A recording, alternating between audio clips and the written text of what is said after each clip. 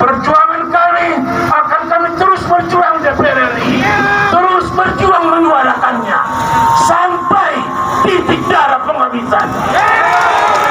Dan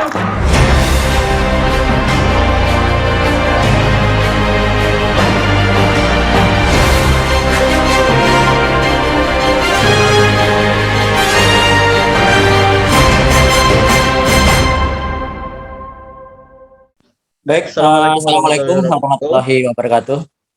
Alhamdulillah, puji dan syukur kita panjatkan kepada Allah Subhanahu wa Ta'ala, yang mana pada hari ini kita masih diberikan nikmat yang sangat besar, yaitu terutama sehat, dan mudah-mudahan kita senantiasa diberikan kesehatan, kekuatan dari Allah Subhanahu wa Ta'ala. Amin ya Allah ya Rabbal Alamin. Baik, teman-teman buruh yang saya hormati, terkait aksi kemarin untuk di Kerawang sendiri, alhamdulillah untuk antusiasmenya sangat bagus ya. Itu berbeda dengan aksi kita yang kemarin di tanggal 8 ya, 8 Januari. Kemudian kita di tanggal kemarin tanggal 26, alhamdulillah peningkatannya sangat luar biasa ya. Jadi hampir kita 5 kali lipat lah teman-teman kita untuk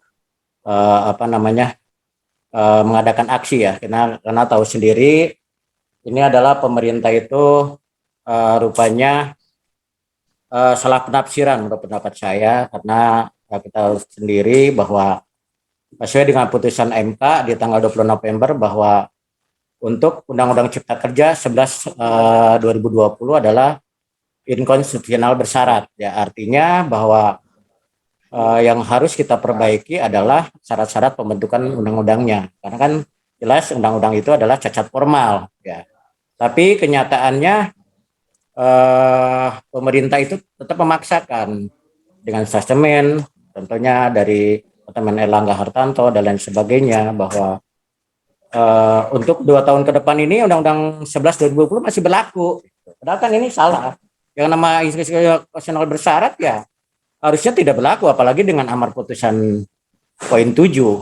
Akibatnya beberapa kepala daerah untuk masih melaksanakan PP 36 dalam perhitungan upah minimum ya, ataupun upah minimum provinsi ya, baik UMK ataupun UMP ya. Dan di Jawa Barat sendiri kemarin terbukti bahwa gubernur ya Jawa Barat, kemudian Banten, Jawa Tengah gitu, Jawa Timur itu dan daerah-daerah lainnya tetap melaksanakan PP 36 gitu, padahal di amar putusan poin 7 udah jelas.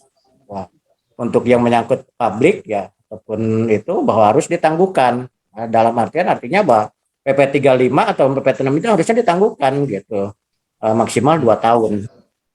Hanya ini yang harus kita perjuangkan, bahwa pemerintah ternyata masih kekeh. Dan lucunya gitu ya, yang bikin kita lucu malah bukannya Undang-Undang 11 2020-nya diperbaiki, ini malah pembentukan perundang-undangannya ya P3-nya yang kan harus direvisi. Nah, ini kan jauh gitu, ibarat kata nggak nyambung. Ibarat kita pakai mobil, kemudian kita melanggar rambu lalu lintas, yang harusnya diperbaiki atau ditilang adalah mobilnya, ini bukan ya, atau supirnya ini bukan, tapi rambu-rambu lalu lintasnya yang dicabut ya. Ini penafsiran yang keliru menurut pendapat saya, baik itu pemerintah ataupun DPR RI, dan kita harus tetap berjuang ya. Jadi berjuang, dan kemarin kita diterima di fraksi PKS ya. Kalau saran saya, karena ini menyangkut banyak ya di DPR RI, kalau kita hanya mengandalkan satu fraksi yaitu ataupun 2 fraksi, karena kan yang jelas yang menolak itu hanya 2 parpol ya, yaitu PKS dan yang kedua adalah Demokrat. Jadi saran saya, para pimpinan buruh nih semuanya, yang pertama yang harus kita lakukan adalah bagaimana pimpinan buruh ini bersatu, lepaskan ego sektoral, lepaskan ego masing-masing. Karena tanpa persatuan ya bullshit kalau kata saya. Kita semua harus bersatu. Ya kita jadikan pelajaran lah dengan Undang-Undang 11 2020, karena tidak solidnya buruh, tidak bersatunya buruh, sehingga Undang-Undang 11 2020 jebol gitu kan. Pemerintah akhirnya mengesahkan dengan DPR RI-nya. Ya, coba dari sekarang yang harus dilakukan adalah konsolidasi semua elit pimpinan buruh ya. baik itu yang federasi ataupun konfederasi. Yang kedua yang harus dilakukan adalah para pimpinan buruh ini roadshow, ya, ketua-ketua partai, ya, selain ketua praksi juga yang utama adalah ketua partai. Contoh misalnya ke Gerindra dengan Prabowo-nya, selain dengan fraksi juga kemudian ke PDI Perjuangan, kemudian Golkar dan lain sebagainya, supaya apa? Dengan kita melaksanakan ataupun mau nggak mau, suka nggak suka, kayak apa namanya, bahwa sekarang ini pemerintah yang bisa mencegah agar pemerintah tidak berlanjut adalah DPR RI, gitu kan, dan pimpinan partai, gitu. Sedangkan mereka itu para anggota dewan ataupun ketua fraksi kan gimana pimpinan partai. Yang harus kita lakukan itu, kita sowan, kita menggalang kekuatan supaya yang namanya revisi Undang-Undang 12 2011, ya, ataupun Undang-Undang 11 2020 itu benar-benar direvisi, ya, ataupun untuk 12-nya tidak jadi direvisi. Dan kita mendorong supaya para elit, ya, kala itu pimpinan fraksi ataupun ketua-ketua partai, supaya mendorong pemerintah untuk mengeluarkan Perpu untuk pembatalan Undang-Undang 11 tahun 2020. Ya, karena yang namanya Omnibus Law di kita, di aturan hukum kita tidak mengena, dan ini bertentangan dengan peraturan ataupun aturan dengan Undang-Undang 12 tahun 2011. Tuh. Ya, padahal kan Undang-Undang 12 2011 juga kan sudah direvisi. Itu dengan adanya Undang-Undang 15 tahun 2019. Masa mau direvisi lagi? Terus saran saya itu. Yang kedua, juga konsolidasi tiap-tiap daerah itu, bukan hanya Karawang. Kemarin kan di Jawa Barat sendiri pimpinan daerah sudah melaksanakan roadshow, kemudian saya lihat di DKI juga sudah melaksanakan roadshow, ya, artinya memberikan pemahaman. Ya, pemahaman ini harus sampai ke tingkat anggota, bukan hanya PUK kalau saran saya, gitu ya. Jadi kayak kemarin kan di Jakarta tuh ketum turun, ya, bagus ya, mengadakan pertemuan konsolidasi akbar, itu sangat bagus saya kira, dan itu harus dilaksanakan dari seluruh Indonesia, gitu kan, bukan hanya di Jawa Barat saja, di DKI saja, atau di apa namanya, di Banten saja, tapi di semua daerah, misalnya Jawa Tengah, Jawa Timur. Supaya apa?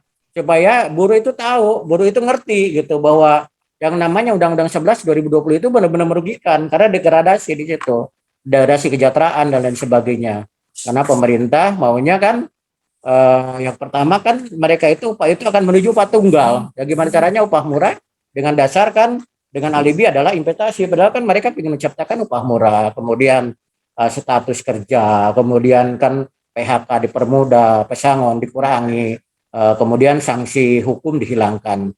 Ya, itu adalah beberapa keinginan pemerintah yang sekarang ini pemerintah mesra dengan pengusaha, gitu kan. Pengusaha dengan pengusaha ini sekarang ini kan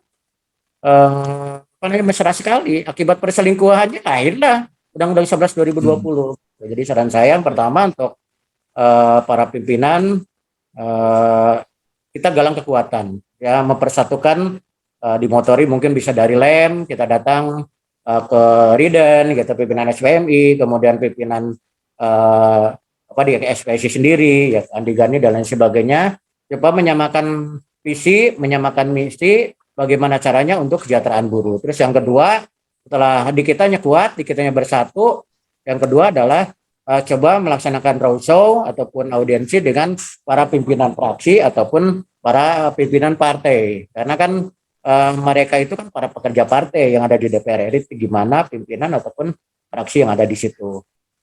Terus selanjutnya adalah lebih mensosialisasikan, ya, kepada teman-teman tentang bahayanya Undang-Undang 11 2020, ya, tentang bahayanya kalau direvisinya Undang-Undang 12 tahun 2009, ya. Itu mungkin beberapa masukan dari saya. Dan untuk terkait aksi, saya kira jangan cukup tanggal 26, kita harus melakukan aksi-aksi sampai masa reses, yaitu 20 Februari. Kita harus terus melakukan aksi, ya, terutama ke DPR RI. Jangan sampai kita kecolongan seperti Undang-Undang 11 tahun 2020. Ya, dari saya sih itu aja pada hari ini. Saya Iri, Assalamualaikum warahmatullahi wabarakatuh. Untuk target yang kemarin kita melakukan aksi, artinya itu belum mencapai target, gitu ya Pak ya? Betul, belum. Ya, sekarang terima kasih apa yang sudah disampaikan sama Pak Abbas.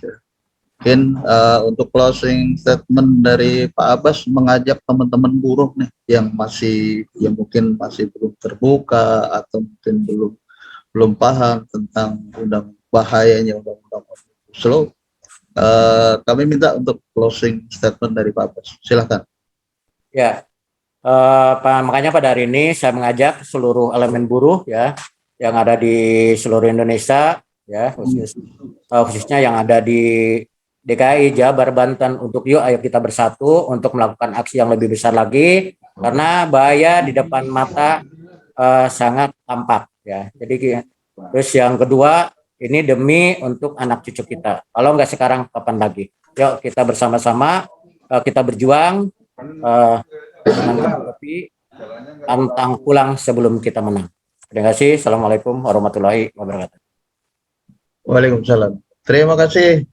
Jadi itu tadi wawancara dengan narasumber Bung Abbas, Ketua DPC FSPLN SPSI Kabupaten Karawang. Terima kasih Bung Abbas. Tetap semangat ya. Kita tetap berjuang untuk kemajuan kesejahteraan kaum buruh pada umumnya yang ada di Indonesia. Terima kasih. Selamat siang. Assalamualaikum warahmatullahi wabarakatuh. Hidup buruh. Waalaikumsalam warahmatullahi wabarakatuh. Hidup buruh. Oke, Kang Kardi.